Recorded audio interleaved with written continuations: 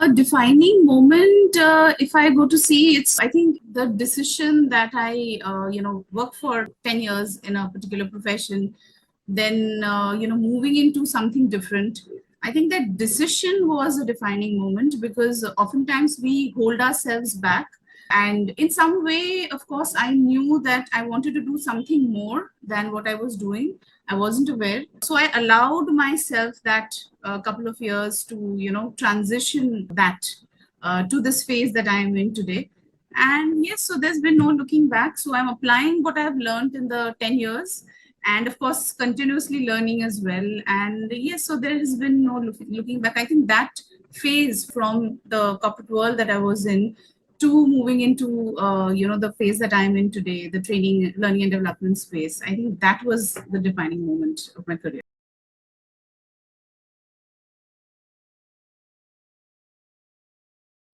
Not really. It just somehow happened. There was something, some personal struggle also that particular phase that I was going through.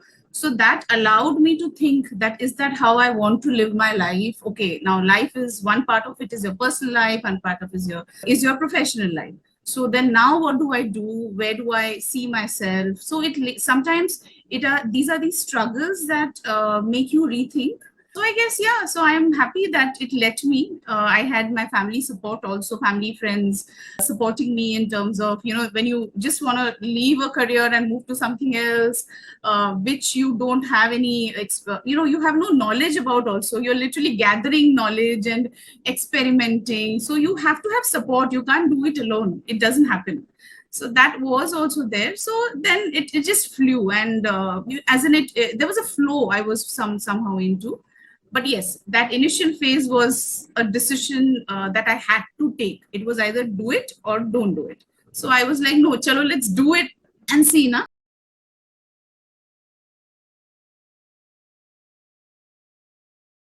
Okay, first thing I think it's the mindset.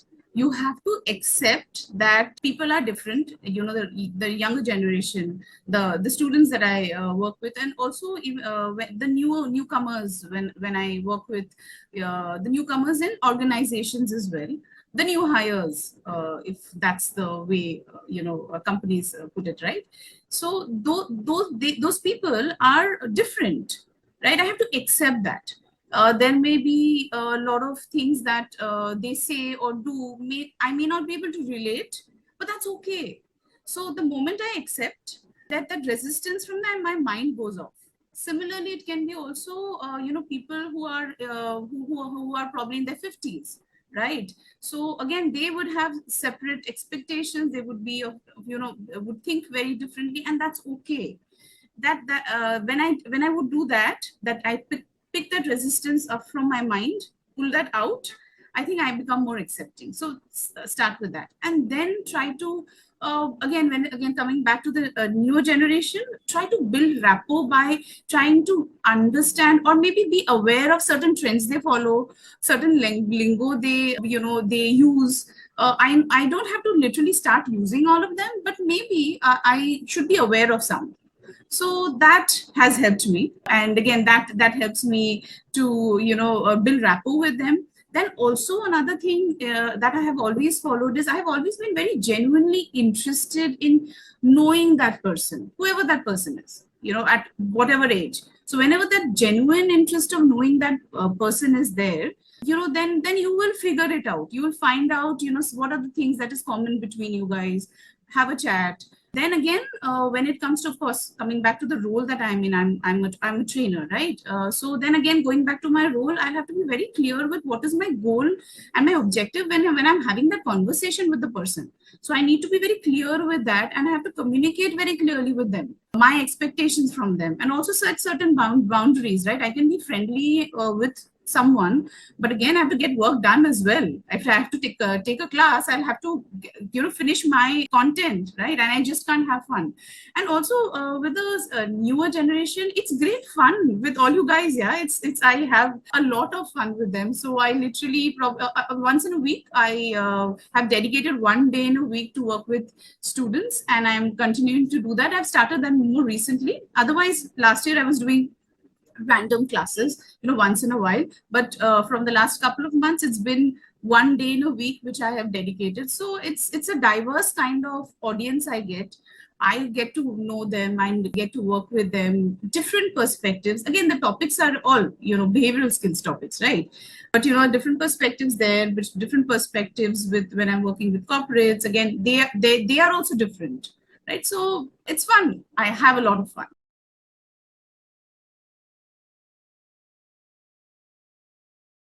Yeah, so coming to me, I don't try to balance. Even I have tried to do that. You're trying to balance this, balance that. When I try to do that too much, it just gets, then I'm like literally giving so many hours to this, so many hours to that, and it just doesn't work for me. Too much of planning doesn't work for me. So I have realized that. That's one. Now, secondly, I let there are some phases when there will be a lot of important projects which I would love to work on, right? So I'll give my 200% there. Again, sometimes maybe my son will need me to be available for, maybe this is exams or whatever commitment, or my family may need me. I will be there 200% for them that time, right? Again, because of the kind of work that I do, it's more on the freelance basis. So I have that privilege to, choose as well. So that's the choice I have made currently, at least, to be in this kind of work scenario wherein, that flow, again, coming back to the flow, when there is a lot of work and I want to do that work, I give that 200%, right? Without forgetting that I have these commitments also, right? And again, there are these two aspects, which one is, of course, my work, and of course, my responsibility of my son. It takes the maximum time. So what I try to do is, when it comes to my son, I'll, try to make him more independent, so that I'm not available. I don't need to be available for everything. For him, so that I'm trying to do, and again, that will be a phase. Eventually he'll be okay by himself and all that, because he's in a non-traditional career path. He's getting into sports. So that's what is, and his schedules are quite erratic, so I have to balance that, right? So that is there. Now, when it comes to work, when my work will literally fund all the things that I love to do, even if that means that half day I want to go do nothing and sleep, right? My work should be able to fund that aspect also, that privilege, right? That would be there. And when work would take so a lot of time from me, it rather be something which is purpose driven, which I love to do. So all the projects that I take, I make sure that they are projects that I love to do, not just random things. Then that will give me stress, right? So I would not. I'm not saying that each and everything I juggle perfectly. It doesn't happen. But I learn. The next project, I'll know that, oh, this is not something that I like to do. Okay, maybe I will not pick that up. And I do experiment also. I do experiment stuff also. So this is what I have, realized related to my work. So work and my son, these two things which take maximum time. And I'm also aware that these multiple things. It could be, going out with my friends, or of time with family, or reading a book, or, watching a movie. These are also things that I love to do, which I will not ignore. It may not happen. Again, the balancing, I don't want to do that, every weekend this many movies, or this many times I have to go out. Nothing like that. They will be there. I'll try to probably have a check once in a month, or once in 15 days, or whatever, that, am I doing it? And because they give me happiness, right? So I plug in those as well to, again, if that's what is called balance. So yeah, so I try to, literally work my time. So I'm literally giving my time. Whenever I'm giving my time to anything, I make sure that that's something that I really want to do. So that way is I'm trying to just literally navigate my schedules that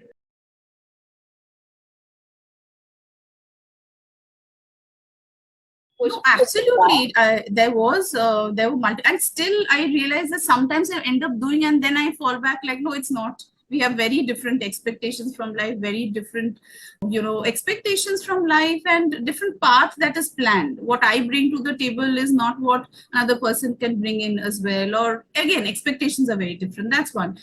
Those phases, again, I think that's a lot to do with, you feeling insecure. I recall that was probably a phase when I started out more as compared to now. initially when you are starting out. Obviously you're not very sure, because it's my second phase stint of career, this particular career. So that happens, that is this the right path for me? Is this, should I be continuing here? Is it something which I will manage to do for a very long time? So when those insecurities are there, again, those insecurities are my insecurities, right? So then I realized that, okay, you know what, these are my insecurities. Let me keep doing projects for, again, I used to give those deadlines that another 6 months, let me do certain projects and see the feedback. And if I'm not getting good work, or if I'm not able to do my work well enough, maybe this is not my path. I'll have to look at something else, some alternatives. So again, this constant questioning your own self, and again reflecting back on things that you have done, and also certain expectations, not fixed goals. I really am not someone who has these 5-year goals and this goal and that goal. I rather want to, my everyday needs to have certain aspects of fun, as well as some fulfillment aspects every day. So end of the day, I should feel good that, okay, this, even if the day wasn't as per my plan, it didn't do well, I know that, okay, these are the reasons why it didn't do well. Fine, chalo, next day, another day, let's begin. So I just take it as it comes. Be fluid. I think I would say that try doing it. If you are comparing, and try doing that, also try doing it. Try doing it for maybe in another 2-3 months and see. Keep comparing. You will realize that you will not go anywhere, right? It's not possible, because you can only compare your yesterday to today and move on. Again, this can be it is not a motivational talk that I'm giving. So and again, to be fair, all of us go through this, when at courtesy social media more so today, courtesy, and again, your generation, when we were in this phase of joining an industry and starting out, we didn't have these. We had comparisons, of course. We had our colleagues to compare with, our batchmates to compare with, so comparisons were always there. So we also did it, right? However, with social media now, it's like right there in front of you all the time, telling you that, you know what, this is good, my life, this one's life is good, no, great, this one's life is great, this is only good things you can see on social media anyway, right? So again, if telling doesn't work, and most often telling doesn't work, you guys will also will do this and realize, you're not going anywhere. Might as well work on yourself.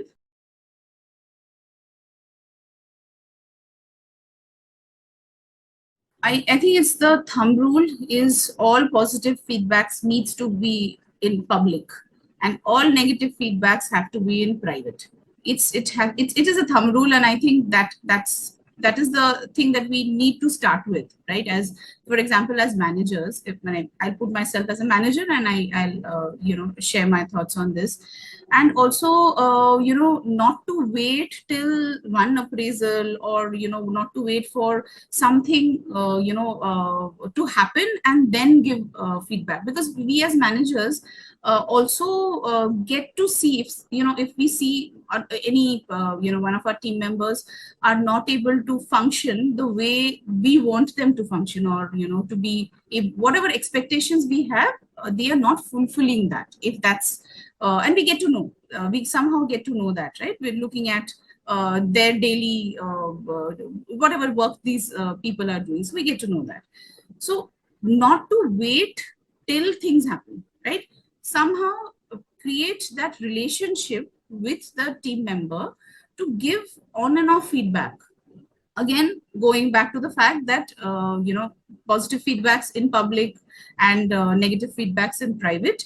Also, the positive feedbacks is complimenting, appreciating, that should happen more often, right? It can be small things, right? It should happen more often. And when you build that relationship with your team member, even if it's a negative feedback you want to give, they will be okay with that, or they will take it as a learning. Otherwise, they're not even accepting what you're saying, right? And they become very defensive, and or ego will come in. A lot of these kind of stuff happens, and you will not be able to. So it will become like you are an authoritative person just giving an opinion. So that's not a feedback. Feedback is, what is the purpose of feedback? To change, right? Right. And again, when you're appreciating, if it's a positive feedback also, it's an appreciation also, you want that person to grow, right? Feel happy and grow and feel motivated. And if it's a negative feedback, again, the objective is to let that person grow, right? That is the objective. So if you haven't built the relationship, how will you give the feedback? Right. Again, to go back to expectations, managers often don't give clear expectations about the role or about a particular project. It is not clear to to the team member, so they are confused. They are just doing things as and when whatever comes to their mind. Maybe they have that fear to even go and approach them, because you have built that wall for them. It's not an open kind of a environment that you have created. That's also proper possibility is there. So again, clear expectations about what you want from them for that particular role is from that particular person is important. You need to mention it very clearly, and also develop that relationship. We've spoken about that. And keep complimenting them, on and off, whenever it is possible. That's another part. Being taking them out, team outings, creating that space wherein you also talk to them on a casual way and know who this person is. Then you will be able to give feedback better, and they will accept, right, your feedback as well, and they'll want to change, right? Because you want them to grow. You're giving them the feedback because you want them to grow, but they should also understand it, right? And it's not that you're trying to punish them or you're trying to belittle them. That it shouldn't come across that way, right? And also, when you're giving the feedback, it is important to talk about the task, and talk about that what went wrong, if there's something that has gone wrong, and remove the person out of it. Not a personal statement, rather talk about the task, right? Where it went wrong and how would you have done it, or expected this person to do it.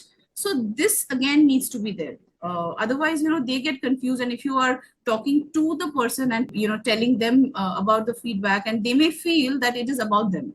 That clarity is also very important. They need to know where they are going wrong. That goes without saying. So these are these few things that one needs to remember. Also, give them direction, but also offer help, right? You're there, right? Offer help, because end of the day, you want your team members to start working independently like leaders, because your objective should be to create leaders, because you also will grow.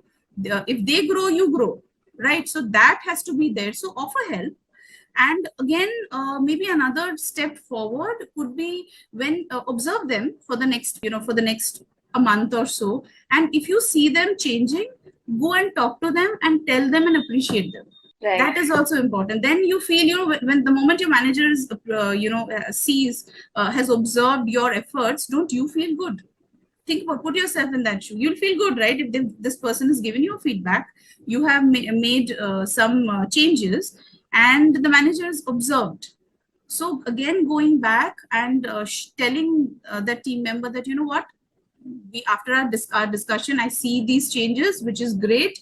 If you say something like that, imagine how good they will feel. So managers also observing, not just saying something and going, also observing your change.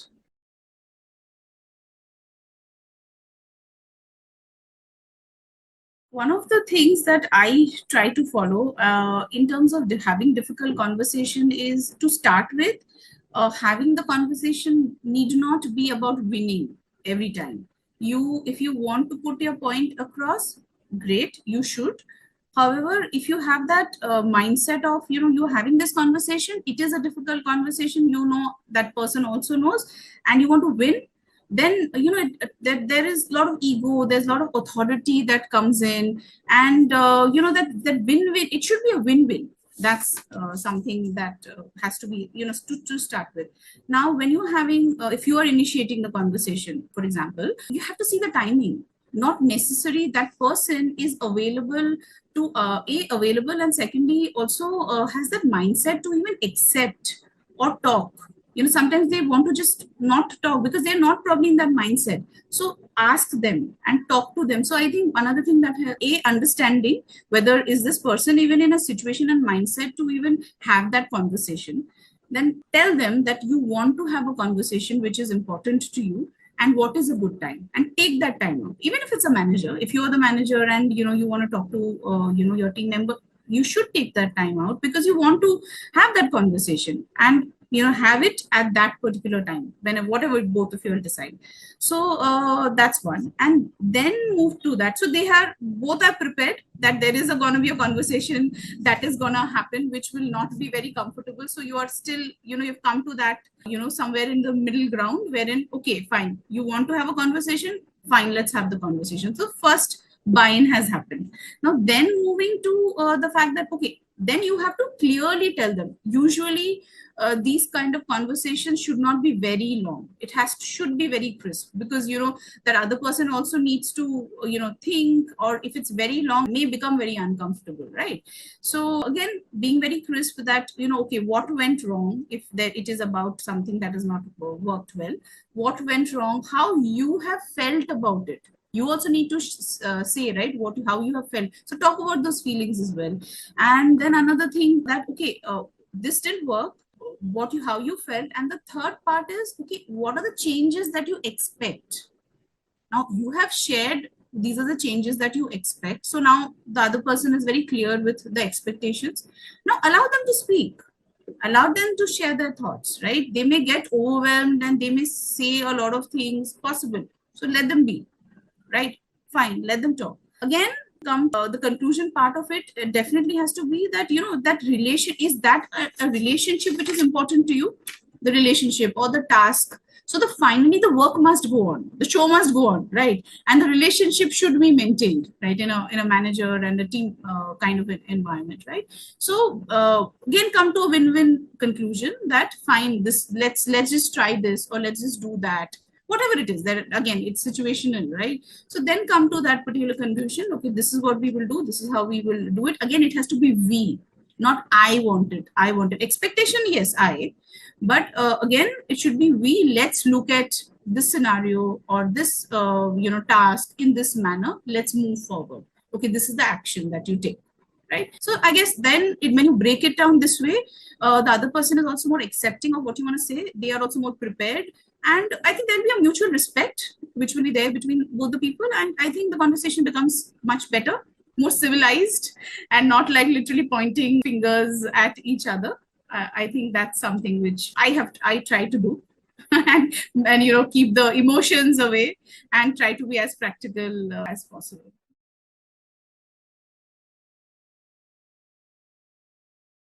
I think it is a lot of self-talk to myself. So if I have to go back to all the difficult conversations, of course, I don't remember all, but, all the key ones, personally, professionally, again, I've seen professionally, oftentimes it is much more easier, but personally, oftentimes difficult conversations, we take people for granted. So it's not a conversation. We will just say things and go. If you really want to have a conversation, that is, I mean, I don't know. It's probably probably a personal thing that personally it gets more difficult because you have taken this person for granted, or it's been like that, right, in personal life, your close friends and family. However, I think how it has worked for me is whenever it has worked for me. Oftentimes it has not worked for me also, but I guess it is my mindset that I really want this to work. I really want this to happen, so I prepare myself. Because of preparation, sometimes the delay happens, right? Again, because of the delay, there is a possibility that there can be an escalation, or some things may not work, right? So I try to, again, now when I try to evaluate how I want to speak to someone, or maybe after being a communication skills trainer, I also try to apply certain things in my life as well. So I'm more aware, and I try to keep doing these self-talk that, what, this is what I'm doing. Let that, that difficult phase go. And also I also try to see how it will be after the difficult conversation has happened, right? Once the conversation has happened, how life will change for me once I've had that. This because that's the hurdle. That's the hurdle that I've got it right in front of me. So once I cross the hurdle, okay, this is how the life will change, hopefully. So let me enjoy that in my mind and let me have the conversation. So self-talk helped me a lot of times.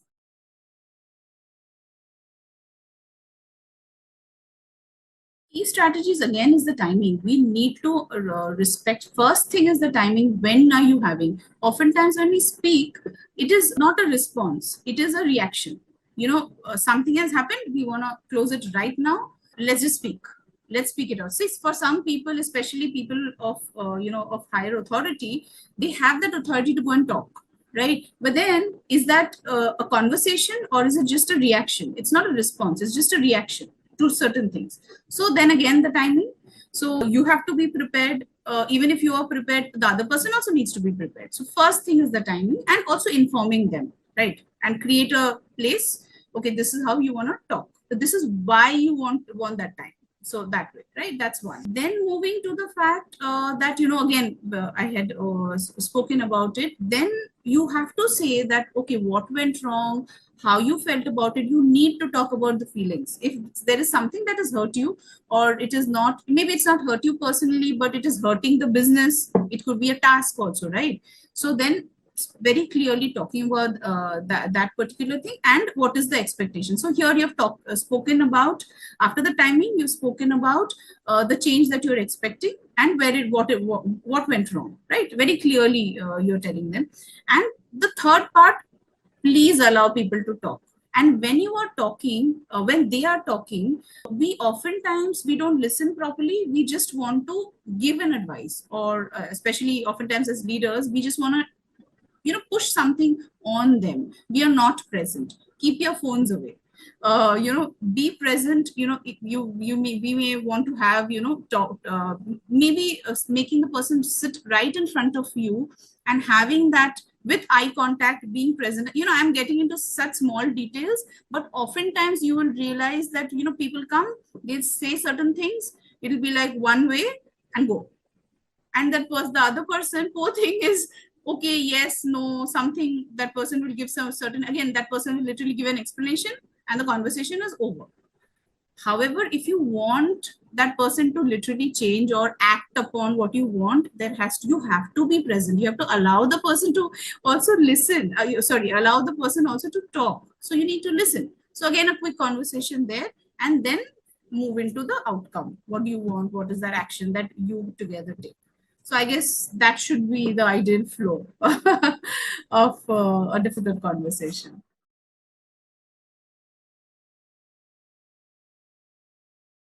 So sometimes I think when you are seeing, if I again put myself as into the manager's shoes, if I'm seeing this person is not wanting to have a conversation in front, right there, maybe I can use a phone, another channel, right? Use a phone call. Again, phone call, obviously, the way it will be effective when you speak in person, sometimes they get very scared, right? So they don't want to be right in front of you and talk to you. So maybe a phone call, or maybe a text, then a phone call, and then ask them to talk to you in person, right? Again, what you speak, what you text, obviously it will not be like a whole history you speak, a long text and complicate that, because oftentimes emotions you can't put in terms of when you are sending a text. You can probably try that and try to gauge, why is this person not comfortable. Or maybe you can check with a team member or somebody. Maybe if you're if you're senior, there is a team member, a team leader, and then it's a team member. So maybe you can check with the team leader. Now again, everything you will not be able to talk to the team leader. You may have something specific to say to the team member also. then you will have to gauge. First you have to gauge that where is it going on, why is this person reacting that way. And sometimes giving a little of, unless it's an urgent thing, giving a little bit of time also to the person also helps. Immediately if there is something in your mind, you don't have to instantly go and talk, right? Gauge why this person is behaving. Maybe say there is something happening at the home front and that person is in any way too overwhelmed, so let that happen. Sometimes use another person. Maybe there is somebody who's a good friend of that person.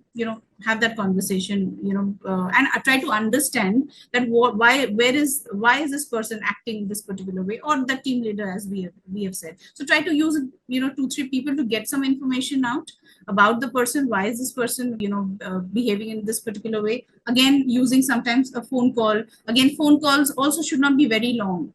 Right? From phone calls, then ask them that I would love to meet you in person. And again, sometimes changing the environment. That meeting in the office may be more overwhelming. That meeting maybe in a coffee shop down below your office, maybe more maybe more casual, better, right? So you have to gauge that all these things. Why is it happening? Only then you will be able to come to a conclusion, because again there is no standardized thing that one can follow. It is each to their own, situation to situation, also how urgent that matter is, right? Sometimes maybe if it's not to do with this person, then you also, for that particular task, then maybe you can seek help from someone else. As a manager, you'll have to balance all of that. So that's something I guess should work.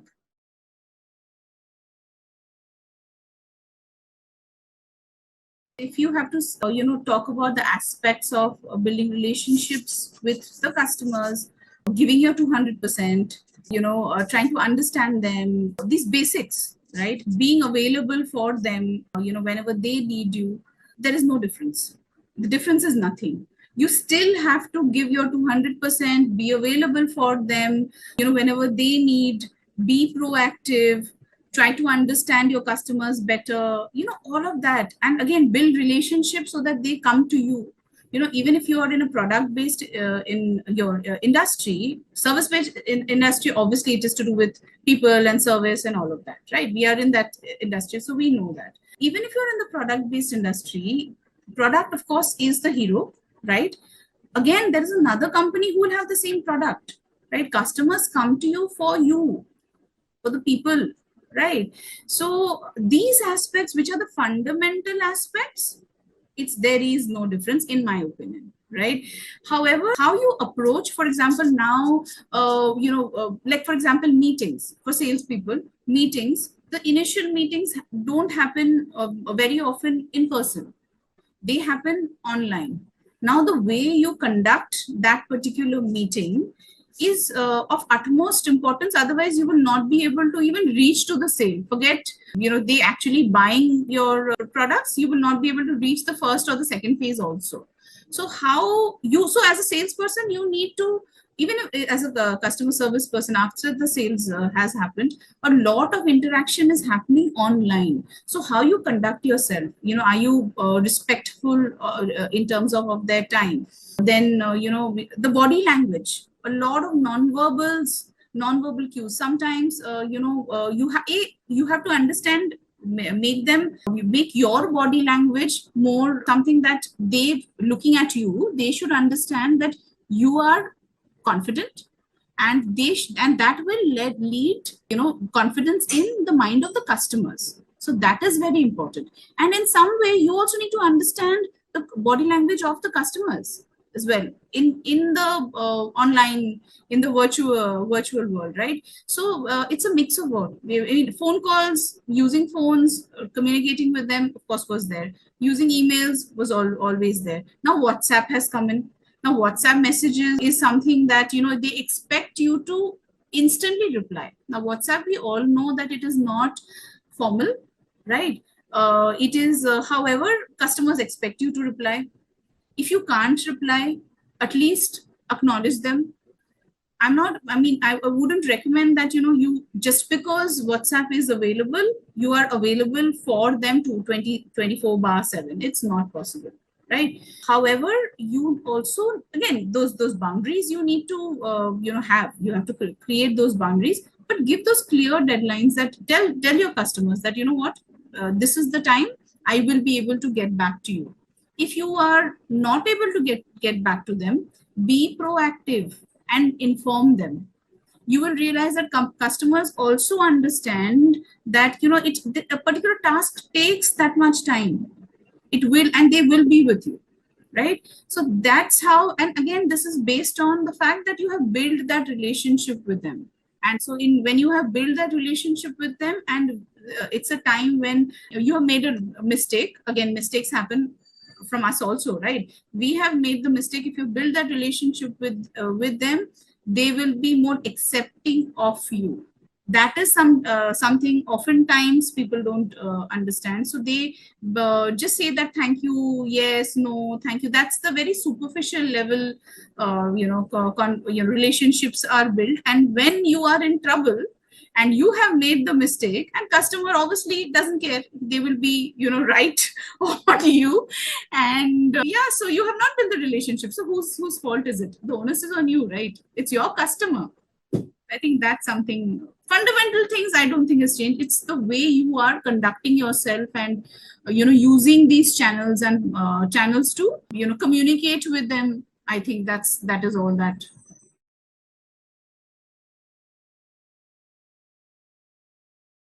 I am someone who is actually a true professional by the term, right? I am coming from the hospitality industry. So professionalism is something that is, when it comes to, the approach towards work and doing the work without, expecting, and doing something beyond that is expected from you, right? That's what professionalism is. And with respect that person's time, your time, quality of work.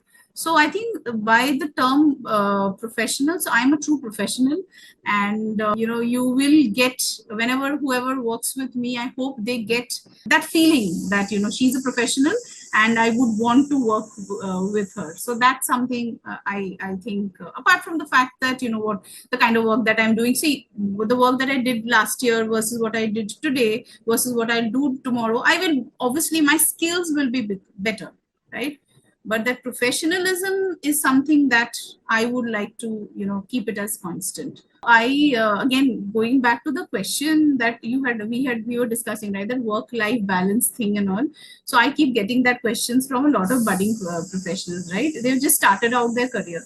So why we all want to have a life which is holistic, and be and feel fulfilled, don't keep looking for that balance. If it is work, this is the phase, like in your 20s you have to work. So don't think beyond work. I'm not saying that don't think about the other aspects of life which you love to do, but work will fund you, and work will take a lot of time because your responsibilities are also lesser, right? So do that, experiment, learn, grow. This phase, work, and then look for balance. First the work kar lo, do some work, and then look for balance, right? Without forgetting the fact that these are the other things also you like. I'm not saying that don't do that, right? But don't feel that these are these hours I have given to my company. Only these hours I will work, other times I will not work. I mean, if you are been given an assignment, you will obviously you're expected to do that, right? What is that beyond what you are doing? That's something is will define you as a professional. That usual work that you're doing, and beyond, what is that beyond that you're doing, is what will define you as a professional. Keep learning, keep growing. So that's so don't keep looking for that balance right from the beginning. Toxic environment, yes, that is something which I'm certain that I wouldn't recommend you to be in. However, balance, so you don't have to keep looking for all the time.